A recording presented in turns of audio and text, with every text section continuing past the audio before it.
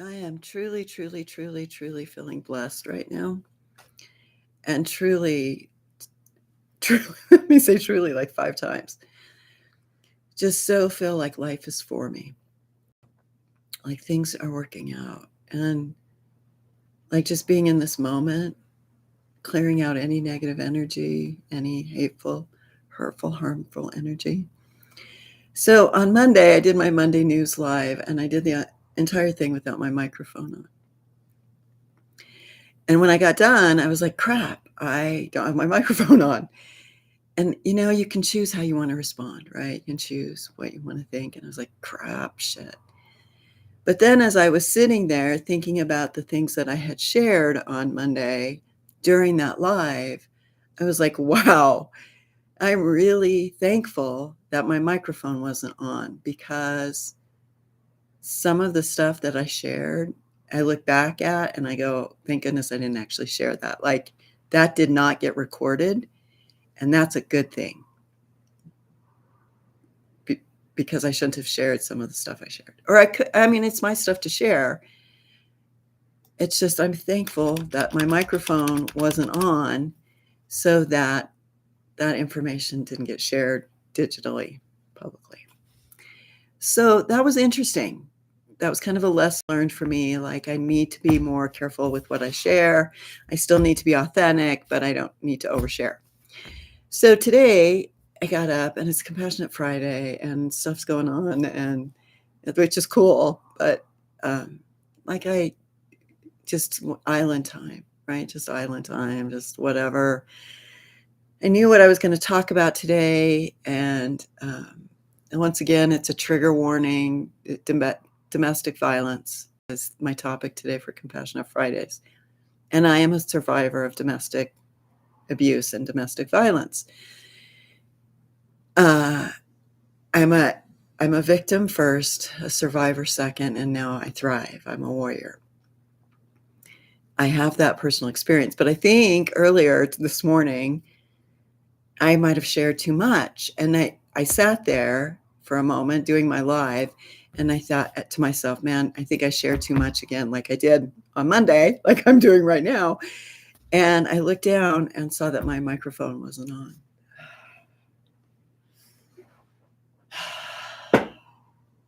So I'm just really thankful that my microphone wasn't on, because I overshared. And now you're probably going, damn, I'm sure microphone wasn't on now. Trigger warning. I'm doing this. I am doing this because it's important, and I have a voice, and I have a medium. I couldn't be happier about that aspect of my life right now. Domestic abuse. This is a trigger warning, and I speak from the heart when I talk about this. I speak from my own reality. Domestic abuse is a pattern of behavior used to gain or maintain power and control over another person in an intimate or family relationship. It is not limited to physical violence. It can be emotional, psychological, sexual, financial, and even digital. According to the U.S. Office on Violence Against Women, domestic abuse, often called domestic violence or intimate partner violence, is a pattern of abusive behavior in any relationship used by one partner to gain or maintain power and control over another. Abuse can include physical, sexual, emotional, economic, psychological, or technological actions or threats. Those threats, they intimidate, manipulate, humiliate, isolate, frighten, terrorize, coerce, threaten, blame, or injure someone. The UK Crown Prosecution Service expands this to include abuse by family members, not just intimate partners, and emphasizes that emotional and financial abuse can be just as harmful as physical violence. The United Nations highlights that domestic abuse can happen to anyone across all ages, genders, races, sexual orientations, and socioeconomic backgrounds. Forms of domestic abuse include physical abuse, hitting, slapping, choking, restraining. Sexual abuse includes coercion, assault, and unwanted sexual activity. Emotional and psychological abuse is intimidation, humiliation, manipulation, gaslighting. Financial and economic abuse includes controlling access to money and employment sabotage. Technological abuse includes stalking, harassment, and surveillance through digital means. And coercive control is ongoing intimidation, isolation, and domination that erodes autonomy.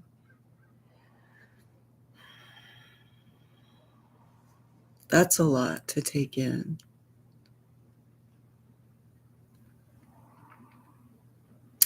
Defining domestic abuse clearly is crucial because survivors may not recognize abuse. Survivors often don't recognize abuse if it's not physical violence. Legal systems rely on definitions to persecute offenders and protect victims. And community awareness helps break silence and stigma, encouraging reporting and support. Domestic abuse is not just bruises. It is control, coercion, silence, and fear. It is power twisted into harm across homes, families, and hearts. To name it is to break its hold. To define it is to begin repair. I do need a drink, and not alcohol. Just need something to. Without oversharing, all right? Without oversharing, I just want to go back to stalking, harassment, or surveillance through digital means. I think with the 2026 election coming up and legislators looking at laws that really help protect the people, I think we have to look at surveillance through digital means, what that looks like, how we find evidence of that, what it means to prosecute that, what it means to then file criminal charges and get some sort of legal system involved to persecute people who use digital means to survey people. This is all important for legislation, but more so for social justice, more so for the community awareness. Because the more we're aware, the more we're going to be able to help people, right? So we need to be aware of what domestic abuse, domestic violence is. Please don't think it's only physical. It is not. It can be financial.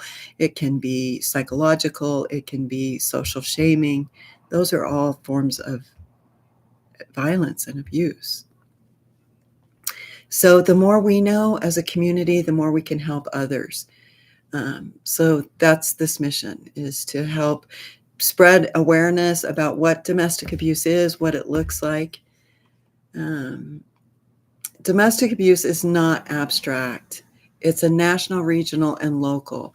The numbers tell a story of scale, but the rhythm is about human lives. All right, nationally, 10 million people experience domestic violence annually in the U.S. And remember, it's all those things. It's not just physical. It's all those other things as well. Every minute, 32 people are harmed by an intimate partner. Nearly 1 in 2 women and 2 in 5 men report experiencing intimate partner violence in their lifetime. And abuse takes many forms: physical, sexual, psychological, stalking, economic control, and now technological abuse. Every minute, 32 voices silenced, 10 million stories waiting to be heard. Regionally in Wyoming programs served 87 victims in a single day during the NNEDV national count.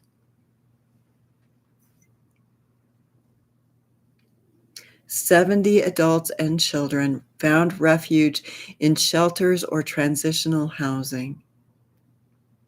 148 hotline contacts were made in that same 24-hour period, and the Wyoming Silent Witness Initiative records tragic deaths from domestic violence with victims as young as 15 and as old as 76. In the wide open plains, silence breaks, 87 seeking shelter, 148 calls for help. The SAFE project in Laramie provides advocacy, reporting options, and forensics exams for survivors. The Wyoming Coalition Against Domestic Violence and Sexual Assault, headquartered in Laramie, leads statewide education and survivor support. Local initiatives emphasize community education, prevention, and survivor stories, bringing the crisis home to neighbors and workplaces. Here in Laramie, the call is close. Safe hands, coalition voices, stories that refuse to fade. Every minute, 32 voices are silenced, 10 million stories waiting to be heard. In the wide open plains, silence breaks, 87 seeking shelter, 148 calls for help. Here in Laramie, the call is close. Safe hands, coalition voices, stories that refuse to fade. Domestic abuse is not distant. It's national, regional, and local. And the rhythm of repair begins with us. About 2,000 to 3,000 people in the U.S. die each year from domestic violence-related homicides, a small but devastating fraction of the 10 million who experience abuse annually. Of those 10 million people who experience domestic violence annually in the U.S., roughly 2,000 to 3,000 deaths per year are attributed to intimate partner violence and related domestic abuse homicides. This means that 0.05% of victims die, but the impact is catastrophic. Each death represents a preventable loss tied to systematic failures in protection and intervention. The CDC's National Violence Death Reporting System reported that 75,000 violent deaths in 2021, of which thousands were linked to intimate partner violence. The Violence Policy Center found that 9 out of 10 women murdered by men are killed by someone they know, and about 2/3 of these deaths involve firearms. Domestic violence deaths include not only intimate partners, but also family members, children, and bystanders caught in the violence. While the majority of survivors live, the risk of homicide rises sharply when abusers have access to firearms, when victims attempt to leave, or when systems fail to provide adequate protection. Survivors facing ongoing harm beyond homicide risk, long-term trauma, economic instability, and health consequences. 10 million people endure the silence each year, but 2,000 lives are stolen, cut short by hands that claimed to love. 9 in 10 women killed by someone they knew, 2/3 by gunfire, families shattered, stories erased. Domestic abuse is not just survival. It is life and death, and every number is a name. In summary, out of the 10 million people who experience domestic violence annually in the U.S., around 2,000 to 3,000 die each year from domestic abuse-related homicides, including intimate partners, family members, and others. Getting help for domestic abuse is about safety, connection, and trusted support. Here's a breakdown. All right, in the U.S., if you, again, I trigger warning this again, if something about this is causing you to feel anxiety, your heart is racing, you're having trouble breathing, maybe your eyes are twitching, you might be experiencing something physically, that's a trigger warning.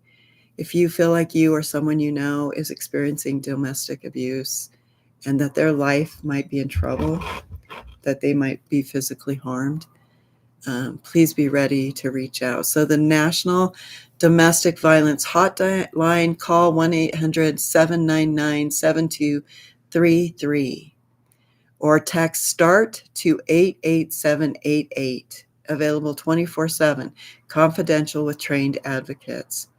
And then there's the Rape, Abuse, and Incest National Network. It is 1-800-656-4673. And then, of course, call 911. Call 988 as well. All right. Wyoming, the Wyoming Coalition Against Domestic Abuse and Sexual Assault. Wyoming Silent Witness Initiative, Hotlines and Shelters.